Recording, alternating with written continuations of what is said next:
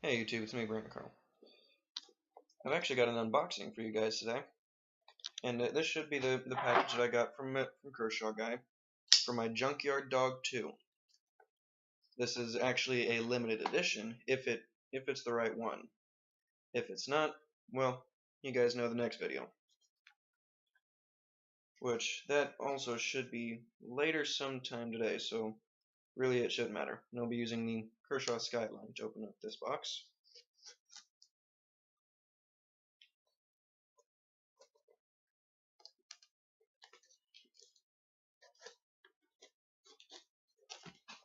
Doesn't want to let me get in the cracks here. Benefits of having a sharp knife: just simply cut straight through the box itself.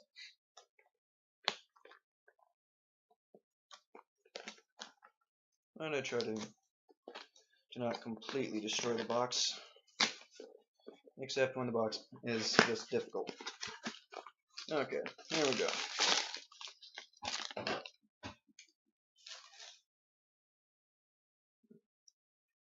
I'm a bit of a nut keeping my knives clean. Had some tape residue on it. Some brown packing on it.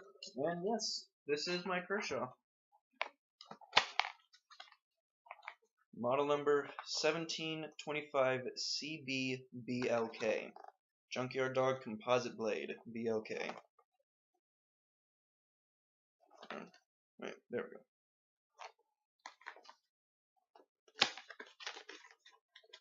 That's actually pretty nice. Comes in a zipper pouch. Let's see what else is in here. The standard crap paper that nobody really gives a crap about. I don't even know why they bother putting this on there anymore. Nobody reads it. This is nice. Just the packaging itself is nice. And this is the Kershaw Junkyard Dog II that was made in a limited edition tungsten DLC black coated blade, specifically for Kershaw guy.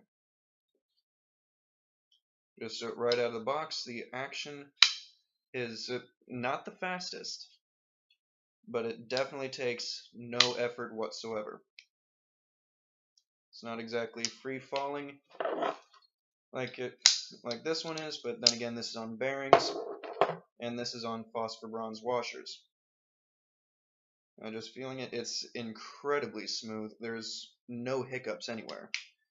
This is another phosphor bronze washer knife that I have, and when you're opening it and closing it, almost got myself there, then you can feel almost like there's periodic stops and starts. With this knife, there's absolutely none of that. I'm going to try to keep this pretty short because I want to review it later after I've had it a lot of in-depth cutting uses with it. In hand, this feels very ergonomic, but right off the bat, it seems like this might get to be just a little bit of a hot spot, specifically for me, because that place right there is not the most comfortable that I've ever had. Let's see. This point right here will probably get to be a bit of a hot spot when you're really bearing down on the knife, but that can probably be overlooked since it's not the most uncomfortable thing I've ever felt. Jimping is actually pretty good. It's right where you want it, and it's very, very ergonomic. I really do like this feel.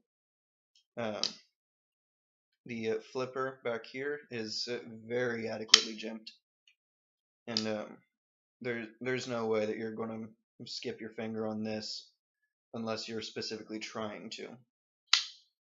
So it really grips your finger very well. And I really do like the matte black DLC coating on this. This is very good. It's very slick, and so just the feel overall is pretty good. I'm actually in awe of this knife right now. This is very well made. G10 handles, this is actually made in a steel that you won't find in current production models of these anymore. Because for one, this is a limited run, but current current Junkyard Dog IIs, they're made in standard D2 with a copper accent in between, and the spine steel is D2, cutting edge is D2, and then they have a copper wire insert between to give it an accent. Whereas this is actually CPM D2. I don't even think that's being produced anymore for the most part. So yeah, it's a little bit higher grade because it's made with one of the powdered steels, and so it's not just your standard D2. This will actually make it a little bit more rust resistant, if I'm correct. If I'm not, somebody will correct me in the comments. I'm sure about it. But yeah, so if I'm not mistaken, then the CPM D2 will make it a little bit more rust resistant. DLC coating will specifically make sure of that, and with how much I maintain my edges, as long as that's taken care of, then I won't have a single problem whatsoever with rusting on the edge. But overall, I am very impressed with this knife. Let me get a piece of paper real quick just to test the overall out-of-the-box sharpness. Okay, definitely not the sharpest thing out of the box. It's got a bit of resistance. Really, the weight of the blade itself is what's pushing it through there. So I will be touching this up, definitely. But honestly, this is a pretty passable edge right out of the box. But overall, I am thoroughly impressed with this knife. Be expecting a full-on review here in probably the next week or two. Depending on how much use I get out of this, you may see it in the next few days. Well, as always, stay safe.